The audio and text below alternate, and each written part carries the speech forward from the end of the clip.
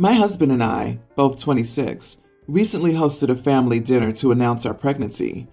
It's important to add that my husband doesn't have a close relationship with his father, but we keep him around because he still has 3 minor siblings we love and care for. Although my father-in-law is the type of person who still thinks women should serve men at dining times, like he has to be served first because he's the breadwinner and crap like that. We usually don't care since we mostly ignore them. However, this time my family was present, and we consider he messed around and found out. My dad is my favorite person in the world. My mom died when I was little, and my dad took care of my older sister and me. They're the only family I have left. At dinner, my husband and I cooked things we knew our families would like. The first issue started when my father-in-law tried to sit at one of the heads of the table, and my husband said no. So he sat at one and I sat at the other, my father and sister on either side, and him with his brothers. So my father-in-law was in the middle and didn't like it. The second problem and the cause of all of this are that everyone was kind of serving themselves. However, my dad has a damaged nerve on his right hand, and he struggles when holding spoons and forks and such. My sister bought him a Parkinson-friendly cutlery set that he brings around, but a big spoon for serving is still hard for him. So I offered to serve him his plate while my sister served him his drink, and then we all sat to eat and chat. 3 or 4 minutes later after that, my father-in-law asked out loud, "Is no one going to serve me my plate?" And my husband looks at him confused and says, "No, we don't do that here." My mother-in-law just gets up in a hurry and takes his plate, but my father-in-law says no, and that the hostess did it for her father, so she can do it for me. And I say, "Yes, my father who has an injured hand, you're fine." He says that he won't eat then, and I just shrugged and said that he could starve, and I didn't care. He left with my mother-in-law, and while everyone agreed with me, my own father said that it was a disrespectful thing to say, and I should apologize for the way that I did it. So, am I the idiot? Not the idiot. Your father-in-law needs to know not everyone follows his misogynistic views, and in someone else's home, he doesn't get to act that way. If his own wife wants to be a servant, that's her choice. In your home, you make the call, and his attitude is messed up, so you need to make sure he doesn't treat you the same way he treats his wife. Actually, I might have just served him like this. "Aw, does Papa want some din-dins? So here you go, little man. Now eat all your veggies, or you don't get dessert. Behave like a child, get treated like a child." I'd love to see that. Actual traditional values would mean you respect the host and hostess, as well as offer to help them. Plus, OP just announced she was pregnant. The arrogance of father-in-law to ask a now-known pregnant lady to help him. What the heck? That would never go down in an actual traditional household. This guy is just an egotistical buffoon. Kudos to your dad for raising someone with a shiny spine. Who assumes they're going to sit at the head of a table at someone else's house during a gathering they're not hosting? An idiot, I guess. Wow, that takes some next-level amount of self-centered entitlement. I can only imagine how he'll act if OP has a daughter. Also, he got up and left before the announcement? So extra. Did you later let him know the purpose of the dinner? Did your mother-in-law miss the announcement as well? If so, I feel a bit bad for her being tied to this piece of work. They don't live that far from us, so meh. Yes, he later found out but didn't care much because we offended him. But the rest of the family was so happy and my dad cried. LOL, it was a good time. My sister-in-law already wants to help me prepare the nursery and asked if she could make some sort of mural. My 28 male girlfriend Kelly, 26, has 3 siblings. All of them have kids, and she's close to all of them. She has major love for her nieces and nephews.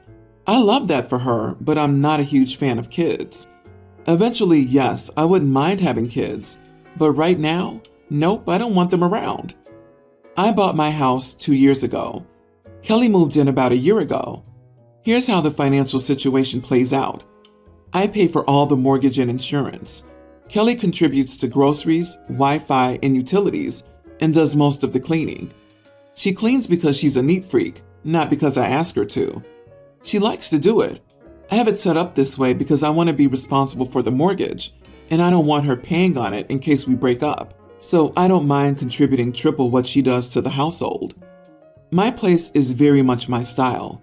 lots of electronics and sports memorabilia. I have a nice bar with alcohol and wine on it.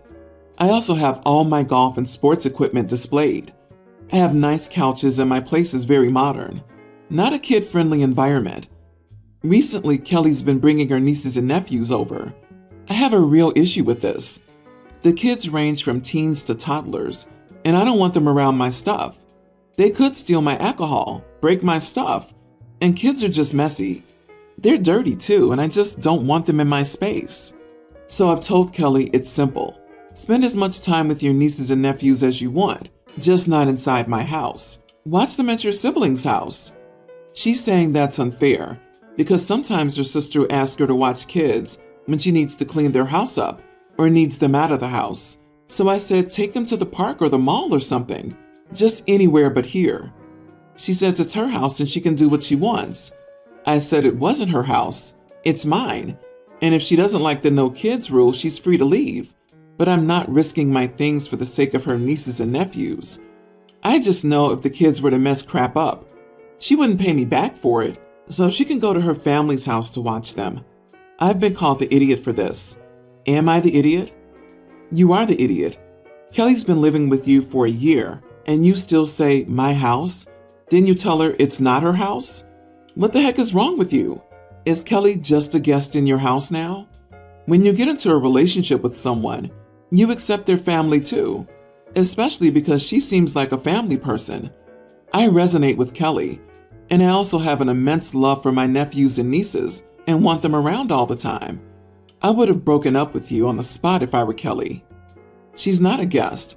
She's a live-in housekeeper who also pays for everything, minus the cost of the house. Maybe they hook up every once in a while, but mostly it's just so OP doesn't have to pay for Netflix, food, and cleaning. Also, OP claims Kelly's a neat freak and she just likes to do it. But then OP also claims that he doesn't want the children in his house because they'll steal his booze. What? Or make a mess. It sounds like OP is the neat freak. Of course you pay the mortgage. The mortgage is an investment in your house, and she shouldn't pay anything unless she's also an owner. You're treating her like an object, a ghost living in your house, not allowed to disclose any hint of proof that she lives there. You're basically acting as if you're still living alone, just with a new houseplant. Get your act together, or I hope she leaves you. Agree. Just break up with her already. You two are not a good match. She's a very involved aunt. To tell her the kids aren't allowed in the home she now lives in is controlling and idiot behavior. You knew how involved she was before moving in. You suck as a partner. I, 28 male, have been with my wife, 29, for 7 years. I love her with all my heart, but I'm upset with her. A little over a year ago, my wife announced she was pregnant. I'm not going to lie, I wasn't jumping for joy at being a father. She was on the pill, and to my knowledge, took it perfectly. But I guess we fell into that 1% where birth control fails. I suggested another option, but she wanted to keep the baby, so we went through with the pregnancy. My whole view has changed now that my son, an infant now, is here. My worries and apprehensions melted away the first time I held him. However, I quickly realized that my wife wasn't doing her share of childcare. We both work from home, but I'm the only one who gets up when he's crying to feed, change, and soothe him. She didn't want to breastfeed, which is fine, but she's only fed him a handful of times in the past 5 months. In addition, she refuses to get up at night, so all of his nighttime care is on me. I can count on one hand the number of diapers she's changed. I was initially lenient because I understand birth is very taxing on the body and can be traumatic, but I've seen no improvement in the past 5 months, despite talking to her multiple times and telling her I need help. I am exhausted. When I bring it up, she'll say she'll try harder, but she never does. PPD and other mental health issues were an immediate concern, but all of the doctors we went to said she didn't fit the criteria. She loves our son, cuddles him and plays with him, but doesn't do any of the hard work like feeding and changing diapers. She's not gotten up at night a single time. I reached the ends of my rope today when my son wouldn't stop crying. I was doing my best to soothe him, and my wife dared to look up from the TV and complain that he was being too loud and take him to another room. I'm ashamed to admit it, but I yelled at her and told her she was a horrible mother. She was deeply upset by this and went to stay with her parents, leaving my son and me at home. Now she's calling me an idiot and has my in-laws texting and calling me to tell me how much of an idiot I am. I'm just so tired. I feel like a single parent. I feel bad because I know what I said was mean, but I'm also angry she's enjoying the good parts of parenting while I'm stuck with the hard parts. She goes out with friends, does fun things, and partakes in her hobbies while I stay at home with our baby. I've not gotten a day to myself in months. Am I the idiot? Not the idiot. Her reaction upon being called a bad mom was to leave you and the baby alone? I think she basically proved your point. If she genuinely doesn't have anything wrong with her, then she's just a horrible mother, and maybe you should consider getting full custody. My exact reaction, too, is that she took the comment as an excuse to leave and not bring the baby with her. Maybe she refused the termination as a way to trap him into being a part of her life forever.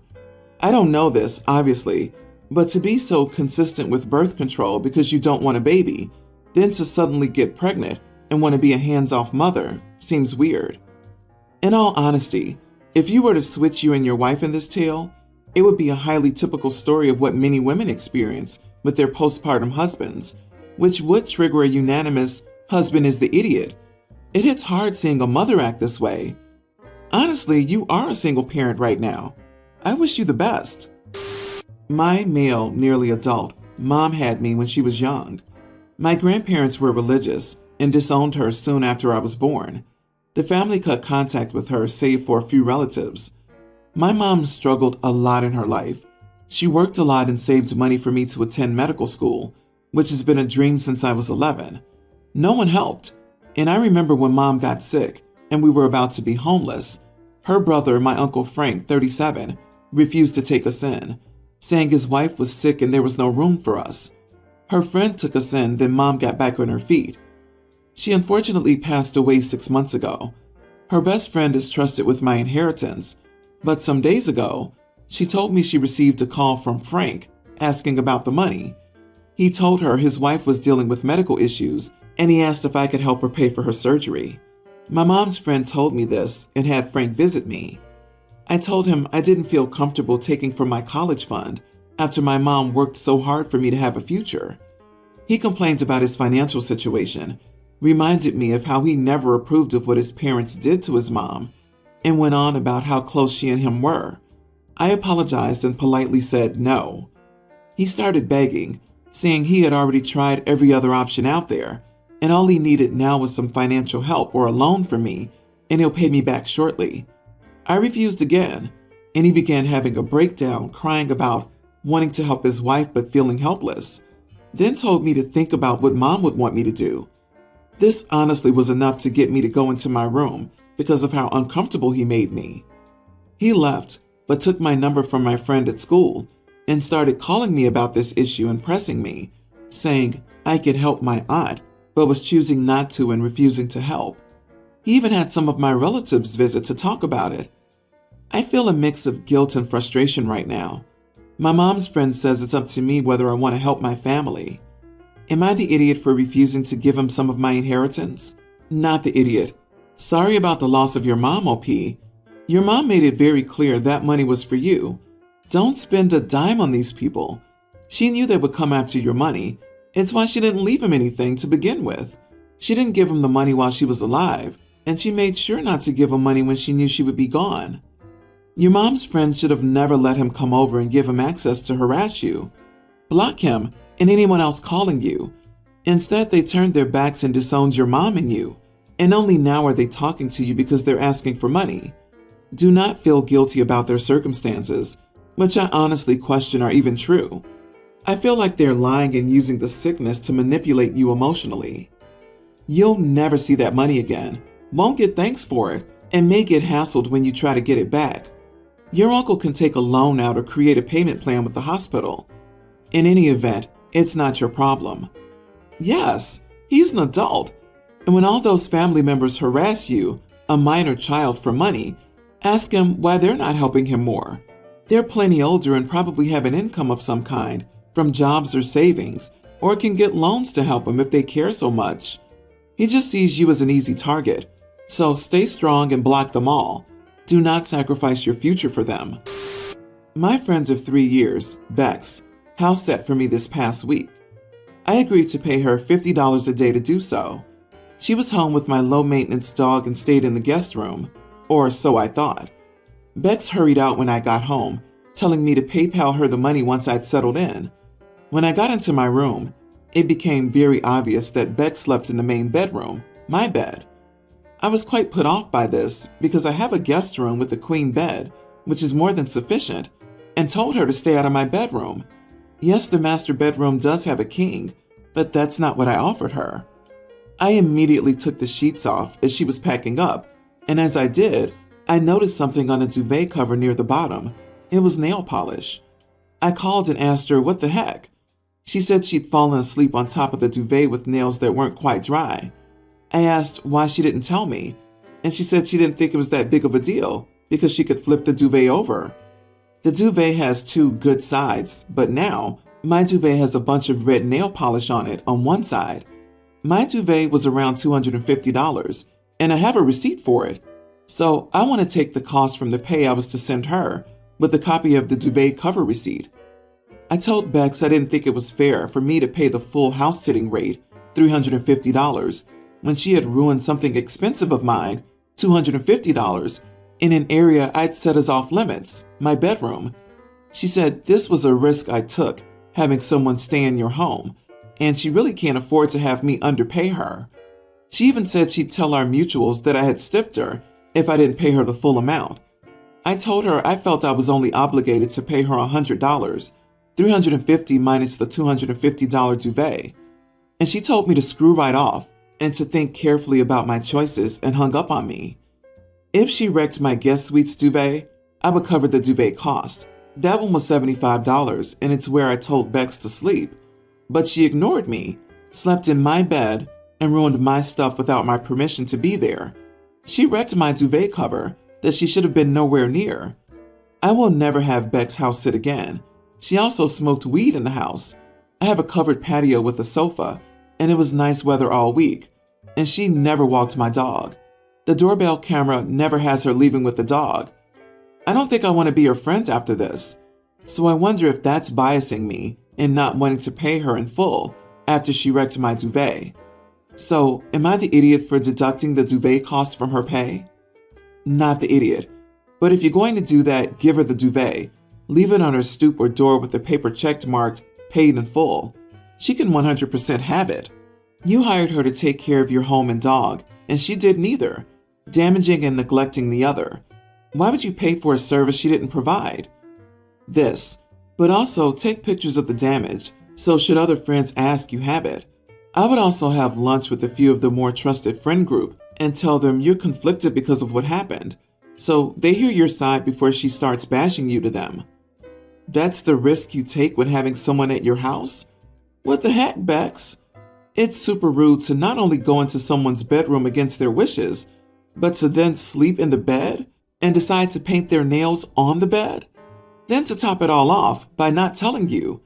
The icing on the cake is not walking the dog she was hired to care for. That's no friend. Give her $100 and the duvet and cut contact.